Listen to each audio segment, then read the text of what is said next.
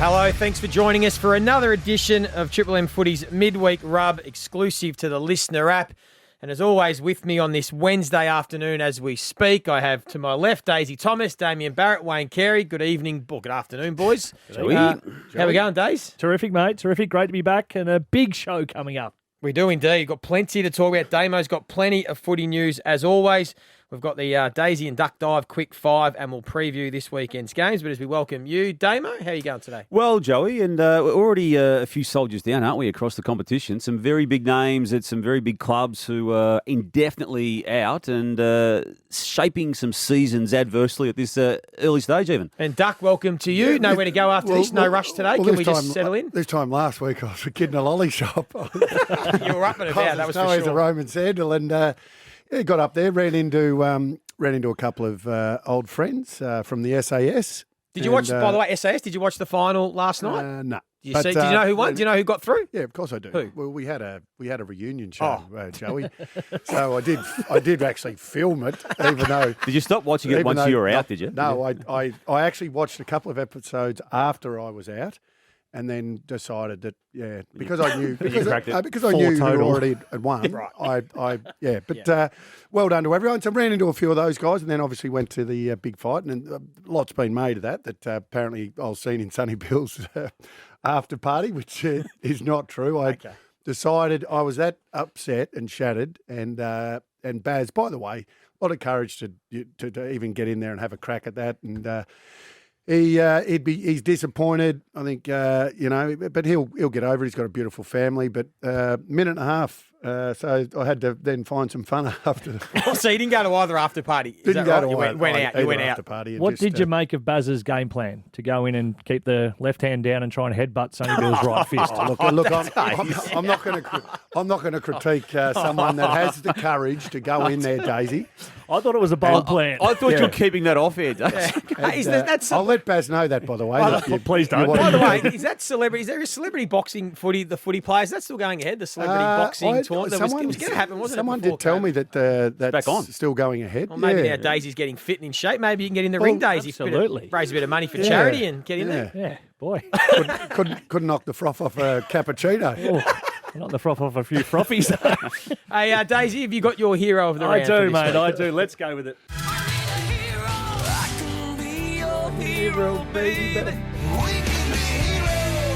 Daisy's hero of the round. Well, I look past the obvious this week. Buddy Franklin, he just gets a little HM and a little honourable mention. He's had enough. But he has had enough. The man I've gone to, Joel Selwood, the fearless leader of the Geelong Cats, on the weekend equalled the all-time games record as a captain and will go past Stephen Kernahan this weekend when he goes out for his 227th match on Saturday night against the Pies.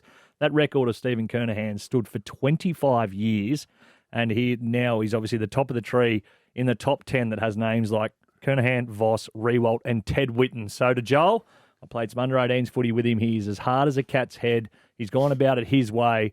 Obviously been blessed with a pretty good side, but led in his own way and his own right, so well done to him. Well done. Excuse me. For what it's worth, I think that Joel Selwood sits comfortably alongside Kernahan, Voss, Paul Kelly, for me, as the best captains that I've seen in the game. So that is, I think that's high praise because those guys, Kernahan was the guy, I think, for all of us that all looked up to him as this leader. He's a man's man. He was a superstar. Big forward. Yeah, absolutely. He had that powering voice. And then Paul Kelly from Wagga, I think the way he went about it, Voss, unbelievable. So those guys, and Joel Selwood sits right up with those guys. Is this where someone's meant to say, and you're in that group too, Duck? There's no doubt.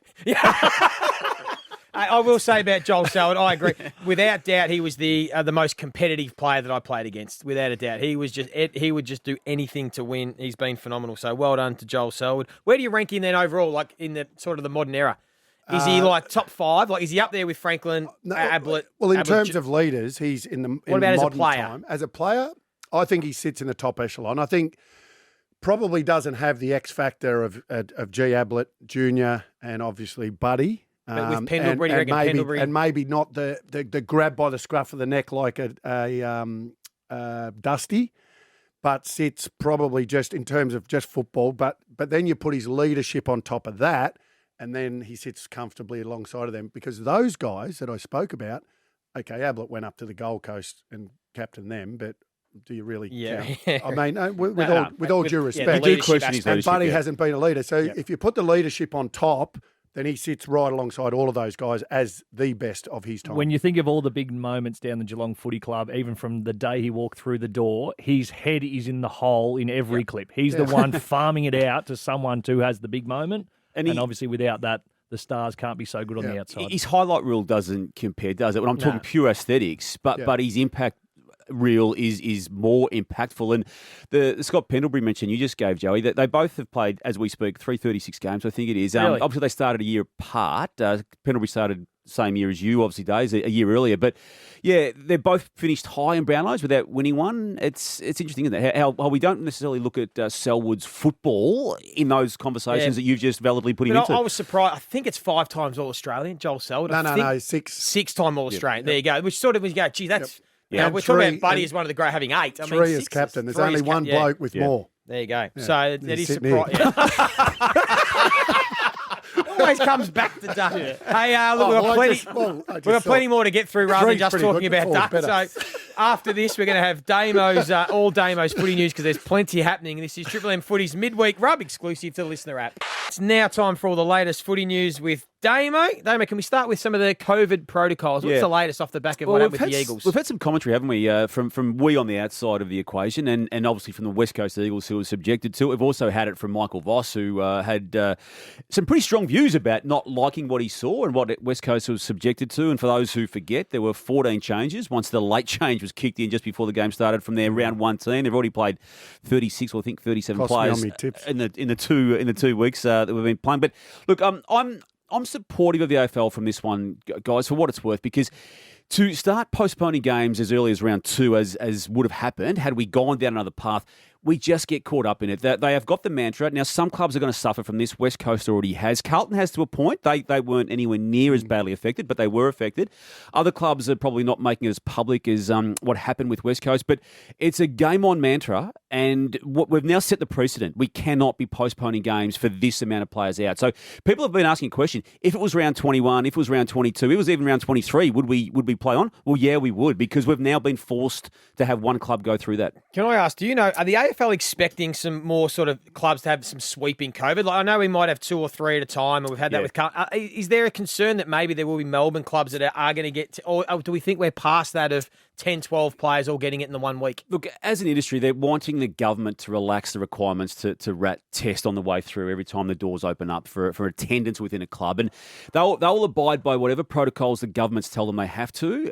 There's a hope that they will be relaxed, maybe 1 or 2 a week, maybe as a starting point. And that's where they're at, Joey. It is not a surprise to the AFL, who as far back as even for the finals period last year, were aware what is happening at West Coast right now was going to happen. And they're ahead of the game on all of this. That's proof, Duck, that the way they got this game through the last 2 years, they're ahead of the movements to a point, and they're well aware of this. They lost by 15 points.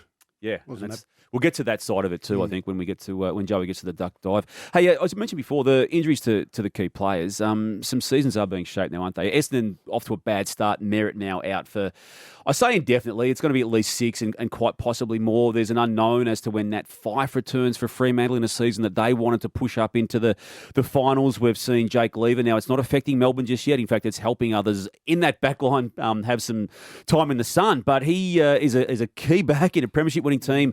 Going to be out for a few more weeks yet. Phil Davis. Now, he's not the biggest name on GWS, but after his first round against Buddy Franklin and going okay against Richmond in that structural sense in the backline, now out for the GWS, which was gone 0-2. There's some big names out, and there's some changes and losses by teams because of these absences already, which is shaping adversely the ultimate of 2022. I think in the season that we're having, and it's going to be so even from that 6th through to 16th spot, I reckon these are going to be the ones that cost the teams the spots. We already see it with Essendon falling away.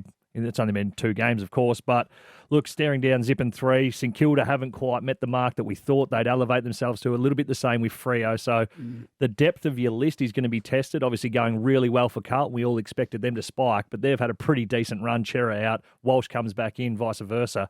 I think that's going to be the telling factor come finals time as to where those teams finish who are 9th, 10th, 11th as to why they missed out on 8th, 7th, 6th. It's always the case. If you look at the premiership team, the VFL team is always usually a grand final or runner-up, somewhere thereabouts. If you look back even 20 years ago, 25 years ago, generally it means you've got depth. And if you look at Melbourne, they've got depth. I'm not worried about Melbourne being out with Lever, but a couple of the other guys you mentioned, they're big losses because they don't have the depth. Correct. But also, if you get a good run of injury, it adds up. Melbourne hardly had an injury last year. The Bulldogs and Sydney were sort of low on the injury table as well. So, it does make a big difference if you've got your best players playing. Absolutely. Port Adelaide, I mean, Dixon's a big out for Port Adelaide. And I know he's only one player, but he's their focal point. He gives a contest that the other young fellas can't And the Lira give. lid, that was the one I wanted to mention. The centre-half back from the All-Australian team last year. Yep. Joey, again, let's just do this quickly and respectfully, as I think all media has done, despite what Jack Riewoldt had by way of reservations last night about what could happen.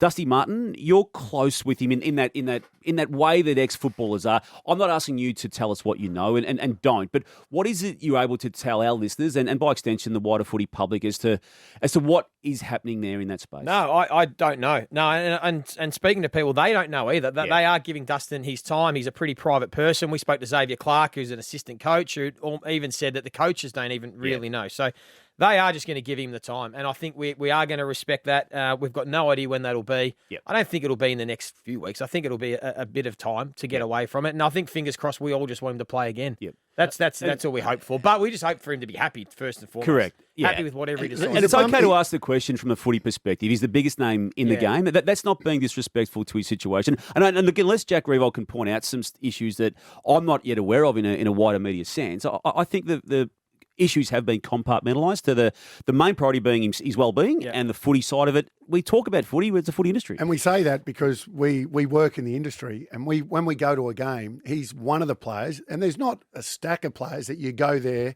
absolutely excited saying, I want to watch this bloke play. And he's one of those. Yeah. The reason why we ask is because we care. We care about him, and we care about what he's been able to provide us on the football field. But we wish him well and let him take all the time he needs. Yeah, if it's 6 weeks or 6 months or however long, just as long as he's happy and healthy, that is the main thing, because that's what he deserves. About he's given so much to the game of football and so much to the fans. Yep. He owes the game nothing. Absolutely. Duck, in season 2020, a guy by the name of Luke Jackson played 6 games of footy. In 2021, he played 24, and the last 2 of those games in that particular year, games 29 and 30, were extraordinary, particularly game 30 in the grand final where he got official votes in the Norm Smith medal. Yep. Started game 31 and 32 in blistering fashion. This guy could be a centre-half back if they tried to make him one. He could be a centre-half forward if they tried to make him one. Could be a wingman. He could be a wingman in that Matty Richardson sense. The way he could be anything. He's so young and he's played 32 games of footy. He reminds me of Corey McKernan. Corey McKernan was, 196, good below his knees, follow up, take a pack mark, kick goals. The only thing he hasn't done as yet, I mean, let's not forget, Corey was a rising star. Corey won a Brownlow. Corey was an MVP winner in 96. So, he did a lot in his career, and Corey probably is a better mark in the forward line. Inverted commas, won a Brownlow and duck, probably kick goals, a few more goals.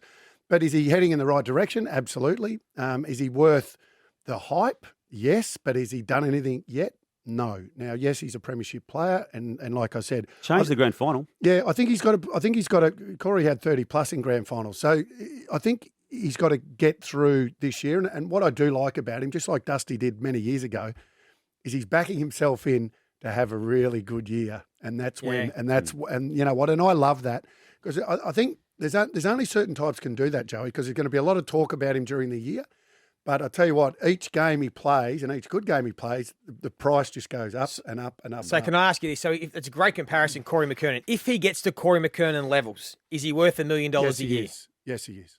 Yeah, and I've got no doubt the WA teams have already put those types of offers to him. Now, it may not be $1 million on the 2023 season, but within the deals they're offering, it's $1 million at some stage. He does what Nick Nat does, but he marks it better. His contested marking is getting better by the week. And I know they're different. They're different in the way that, but you know what I mean? He's got that, if you're to compare against the current ruckman, he's got those abilities, that follow-up ability he's got. If he leaves, though, that hole that Melbourne is going to have to fill is ginormous because that grand final was turned when he went into the ruck in that third quarter. Max went forward. So to have that luxury as a footy club is unbelievable. Whether or not, though, if he does go to a Perth club, if he can do it as that one-out star, obviously it's a lot easier now playing second fiddle, if you will, to Max Gawn, and then just In a running great around team. in a great team. I mean, there's always that pull to go home, but given where Melbourne and their demographic, where they sit, play in finals for the next 3 or 4 years and finish your career in WA, get a massive contract, and then go when you're free agent type scenario. But, And just on that, there's no great fear from anyone attached to Melbourne right now with where that contract sits, despite it not being able to be dealt with for some time. they look a pretty close group to me. Lastly, some concerns, Damo, on a few big clubs: Bulldogs, Port Adelaide, Giants, and Essendon. Yeah, well, they're All all zip got too. crucial matches, haven't they? And obviously, I think of those three, the Bulldogs, who on tomorrow night, Thursday night, have a crunch game against the Sydney Swans. They're banged up. I mean, I don't care what anyone says. Bont was hurt in round 1 and wasn't as effective as he so often has been in round 2. And Norton, we know Luke Beveridge has today declared him effectively right to go, provided nothing is complicated from that calf injury that he got last week. So a key in or key inclusion there, but you don't want to be going 0-3, do you? No, 0-3 makes it extremely hard. Basically means you've got to win at least 12 of your last 19. You're going to go 12-7, which is almost like being effectively a top 4, top 5 team with the win rate. Just like Brisbane last year, when I look at the Bulldogs, and even if they do go 0-3, but to be honest with you, I'll probably tip Sydney, so I'm saying they'll go 0-3. They're a team that can string 7 or 8 wins in a row. Yes, they can get hot. They can get Absolutely. on the roll, and if they get on that roll, then they still play fine. And we might look back and say, well, the 3 teams they opened the season with were Melbourne, who are going to be top 4. Carlton, we expect to be high, and Sydney are probably going to be top 4. So we might look back and say, geez, it was just a tough start to the season. On the Midweek Rub, Absolutely outstanding by me. I'm good from the waist down. it's Duck and Daisy's Quick 5. The Daisy Duck 5, we're going to call it. Daisy Duck, of course, was a girlfriend of Donald Duck or a partner of Donald Duck. Well, that's what Duck was telling us. What we talk about in the ad break. Yeah. Daisy Duck. All right, Daisy Duck Dive. We spoke about the Western Bulldogs with Damo, but I'm going to ask it and you give us your answer. Who have you got more faith in finishing top 4 right now, the Western Bulldogs or Port Adelaide? Port Adelaide. Even though you just thought the Western Bulldogs can get on a hot They can streak. get on a roll, but I think Port Adelaide can do exactly the same. And Port Adelaide will win this week, so they'll get off to their first win for the year. Good one. I thought you were going to say the Bulldogs, but that's good. So you like Port Adelaide still. You're confident in Port. Yeah, I am. I agree. Port Adelaide. I said it at the start of the year. I think this is the year the Bulldogs slide. So if they don't win this week, they then play Richmond next week, which isn't a gimme. Zipping 3, zipping 4.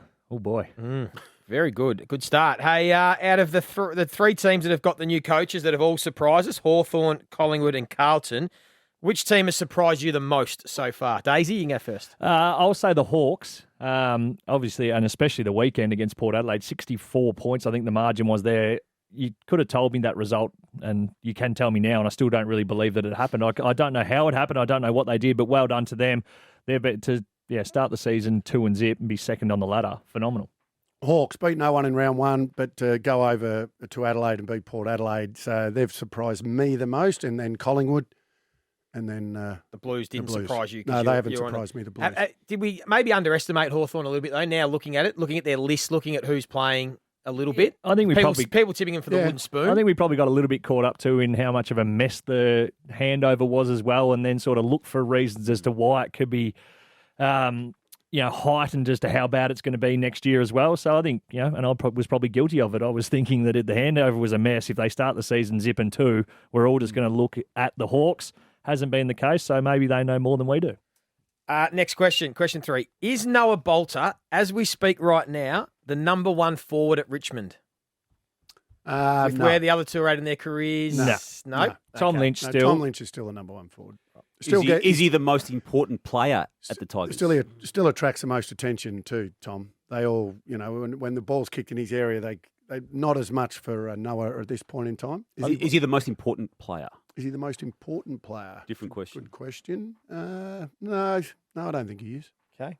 I think what about by the end of the year? Well, I think arguably he's the best player that can go from that back to forward role. We saw the Pies try and do it last year with Darcy Moore and didn't have great effect. He actually reads the ball really well and has an impact when he goes forward that a lot of the others that they try and do, they lose their post down there at centre-half back and don't have any impact on the game at centre-half forward. So I think if that's the conversation, I'd be saying yes. Is he the most important player at Richmond? No. Well, he's just a great athlete. He's a very good athlete, quick, big, strong. He's got all of those attributes, and he competes. Yep. So it's not about he's not a high possession player. Like, what do you have on the weekend? Probably 10, 8 or 10, eight or 10. Big 4 goals. Yep. We're not talking Royce Hart. Yep. But he can go down back, and he can obviously do a job down there. So in terms of a swing man, but let's not get too carried away. But what I do love, I love the way he competes, and that as a key forward.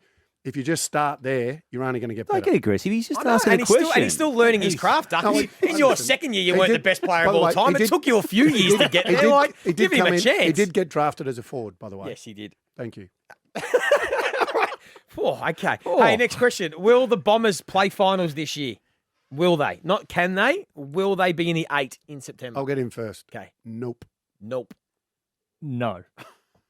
Okay. I'm trying to have a long, hard think about who an is extended answer. around their mark. I'm going to go with no. I'm just not sure. So because of the improvement of the Carltons of the world, and there's others, that I just think that they're going to slip out. And now with this bad start and a couple of injuries, I think it's going to be difficult for them. You've got to beat the teams around you in that sort of, as we spoke about, 6th to 16th sort of spot. And have they improved on from last year where they limped into finals? Probably not.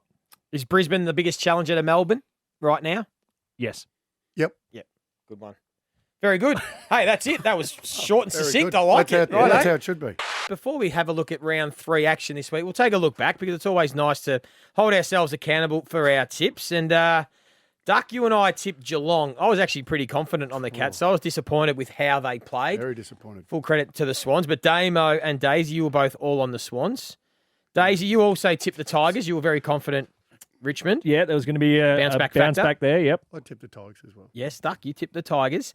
And Daisy, you also tipped the Gold Coast Suns to go close. You said it'd be within 4 goals against Melbourne. I did. I like what I saw. I thought early season form from the Suns playing their home deck, and they were very, very good. Arguably had their chances. I think I'm going to put on you now. You might have to get the Oracle back out. I reckon you're back on fire. Daisy Thomas is the Oracle. It's back. You're back. All right. You fell away last year with the you Oracle tag. Look, I had a couple of good ones, and I had some absolute stinkers, but that is what happens. I'm going to tip the Gold Coast Suns to beat the Greater Western Sydney Giants this week. Ding.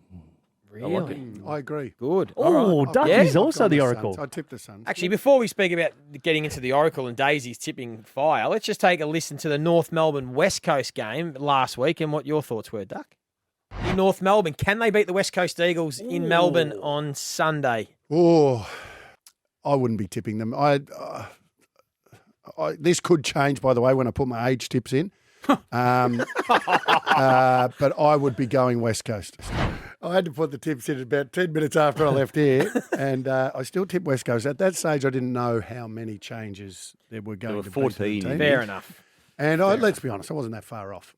I was 15 No, points I'd off. argue he validates I was the 15 question. points off. Can you tip North with confidence? Yeah. No, you can't. No, you can't. And who have they got this week? Brisbane. Brisbane. They Yeah, should go close I there. won't be tipping them in that Did game. I hear rightly, Duck, that you actually even were so critical of North, you actually had an issue with how they actually sung the victory song, the theme song in the rooms after the game? No, surely. What, they didn't Surely they didn't give it enough for you? I maybe gave it a bit too Oh, much. too Oh, much. come on. Well, and I know it's their first win for a fair while, and at that ground, and I know Noble said that, and he said, you take the wins and all of that. But I think if you beat a waffle team, no, I'm being serious. You're wandering into Kane Corn sort Yeah, I of know. territory here. Well, You're behind him with Kangaroos- Ginnivan. I hope no Kangaroos player had a GoPro when they were singing the song.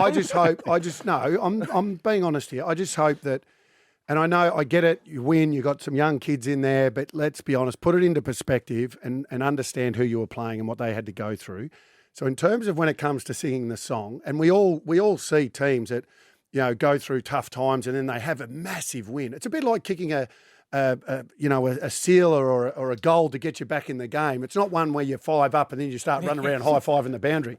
I thought it was a game, and yes, they won. It's been a while since they've won in Melbourne, but it was probably a game where you sing the song, you're happy, but not overly happy. Why don't you like North anymore, Duck? Of course, I love North, but I just think that the Sure. song was saying... I get asked that a lot. Why too doesn't much Duck like gutso. North anymore? I do get that asked a lot, Duck. Well, I'll like them again when they're in the finals.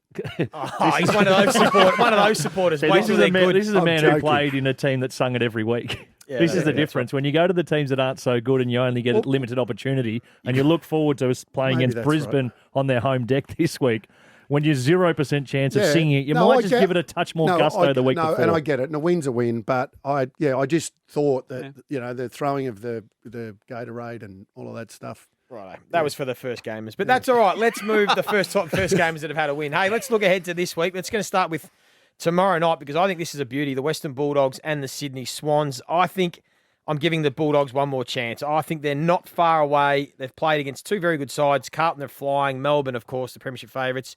I think back on their home deck, I can see them upsetting the Sydney Swans. Well, upset, although I think the Bulldogs are starting favourites in this, but I'm going to give the Bulldogs a chance. I'll be tipping Sydney. I just don't see where the Western Bulldogs will be scoring enough and also where they'll be stopping the Sydney scores from. Sydney having different avenues to goal this year, which is why they've been so dominant. They are scoring at a ridiculously high percentage when they go inside 50, but I think that's because they have so many options. Yeah. They're not just going to Buddy, they're going to Heaney. Of course, Parker popped up the first week. But their kids are coming through, aren't they, in front of our eyes? They did it last year, but they've already done it again in the first 2 weeks. I mean, Warner, who kicked the ball to Buddy, that's the focus on him this week. But he had a really good game. He's putting together a nice early stage of And his he's career. like, he's like fifth on the list behind Gordon and Campbell and Blakey and all the others. He's not even Florent. He's not even mentioned in that conversation, but he's just as good as them, absolutely. Yeah, I'm tipping Sydney. I think that they're a very good team. I can't believe I went against them last week at home. I think that all the South Melbourne, Sydney Swan supporters here in Melbourne will get there and get behind their team. They'll want to see Buddy in the flesh as well. So, Sydney. All right. Save that audio, Jilly, when the Bulldogs win. I'm the only one that tipped them. Collingwood, Geelong. Can anyone see the Pies' hot form continuing and beating the Cats? I think they will run them close, but I think Geelong will be too good in the end. Yeah, it might be a form of reality check for Collingwood this week. Cats don't generally lose two in a row like that. So, I think they'll win. No, very confident the Cats will win. Collingwood been great, but they've beaten St Kilda, who are a bit hot and cold, and then, of course, they beat the Crows. So I think, Geelong will touch them up there. Carlton, Hawthorn, Damo. Yeah. This is a beauty. All of a sudden, I don't think when we looked at round 3 in the schedule, we thought this would be the match of the round. 1v2, whatever it is on the ladder, and they've got their own slot on the Sunday. Hopefully, it's sunny MCG day, Duck. And Still not sure it's a match of the round. I just want to pump it up though, Duck, until one of the bubble bursts, and it will. Yeah. I want to pump these two teams up. I want to go back to the 80s when I think of Hawthorn and Carlton and how big that rivalry was. I'll tell you what we haven't seen for a long time from either of these teams, and including under Clarko other than the premiership years, is their scoring. Yes. So both teams. So you expect a higher score. So I'm looking forward to that. They are playing a different brand, the Hawks, in terms of taking the game on. So, but I think Carlton. What do you make, guys, of the Lewis Gunston forward combination? And it's done beautifully in the 2 weeks that it's been together, and obviously the more excitement down the other end of the ground, or the Blues end of the ground with McKay and Curnow, who seems to be back. Well, they're getting exactly what they were hoping they could get out of Mitch Lewis and Gunston. Gunston, we know, is a good player. The question was, will he get back to somewhere near his best? He's done that. Yeah. Mitch Lewis, we knew had the talent and the potential. Would he be able to sort of stand up as now the number one forward? So far, it's only small sample size. He's done that. And then you surround them with Bruce and Chad Wingard and Dylan Moore, who's a really good little player. It actually is a pretty nice forward combination. We know about the hype of their back line. They've got some athleticism that's off the charts and they're all playing with it. Yes, their midfield is still an issue and that's where they're getting beaten. But at the moment, they've been able to make up for it at either end of the ground. I think it just goes to show that if you're going to be a good side and improve, you need two big stars up in your forward line, or at least targets, because teams are so good at dropping off players who run to silly spaces. The Hawks have improved because of Mitch Lewis coming up and presenting really well and his defender having to go with him and clunking him. Same at the other end. Charlie Curnow, Thursday week ago against the Tigers, played not the best game, but he at least took a defender with him, so then Harry Mackay could become a focal point, bring it to ground, and then on the weekend they both got amongst it. So I think it just goes to show that that's what you need, and that's where the Bulldogs are lacking now, why they haven't been any threat so far. Smart big keys. Yes, that know how to play forward craft. Correct. Exactly right. Duck, who are we tipping then in Carlton Hawthorn? Yeah, Carlton. Carlton? Lead is off. Yeah, Carlton for me too. Yeah, I think Carlton Leads will be off. 3 and zip. Yeah. 4 and zip after they beat the Suns the next Week week. after. Boy, oh boy. Looking forward to that one. The last one we'll touch on, Maddie's match on Sunday afternoon. Always a great occasion on the AFL calendar now. St Kilda bounced back to form with a win over in Perth against the Dockers. Richmond had a big win against the Giants. It was a good win considering they're missing 6 of their best players, or probably their 6 best players. They hope to get a couple back. this week. I think Dylan Grimes will be Grimes back, should come back and in. Jack Riewoldt will and play. Jack Riewoldt hopeful too, I believe. So some good ins. They were covered for beautifully last week, though, weren't they? Those outs, and they'll need to go through for a period of time without Dusty as well. But yeah, I still feel Richmond is going to be up in the high reaches. Now, whether it's a top 4 finish, I still think they'll back themselves to get to the grand final again, and as such, they'll beat St Kilda. For one reason and one reason only, and that's they don't travel that far well, Richmond, to go from the MCG to Marvel. They've already said they don't like playing there and they don't like travelling there, so I'm going with the Saints. Yeah, no, it's got to have some sort of effect, though, because you're right. Last year, you don't remember that, Joey? Dimmer came out and said that he hates this place. They hate playing the away games at Marvel. Yeah. The old 7 tram stops or 2 train stops from Richmond Station. Anyway, I think they'll still win. I still think they're going to continue to They've rise. had some good like wins there against Richmond, the Saints, in recent times. Very famous one in 2017. Yeah. Good match, though, and for a good cause, too. So get along, support, and donate if you can. Very good. Hey, another good episode. Good to see you all, and look forward to seeing you over the weekend. Of course, don't forget that you can listen to every game across round 3 live on Triple M and the Listener app, starting with Thursday night's clash between the Western Bulldogs and the Swans, live from 7 o'clock. BT, Das, Daisy, you and I will be there. Sarah Ollie, and of course, the number 1 stats man, Ash Chua. This has been another edition of Triple M Footy's Midweek Rub. I hope you enjoyed it. It's exclusive to the Listener app.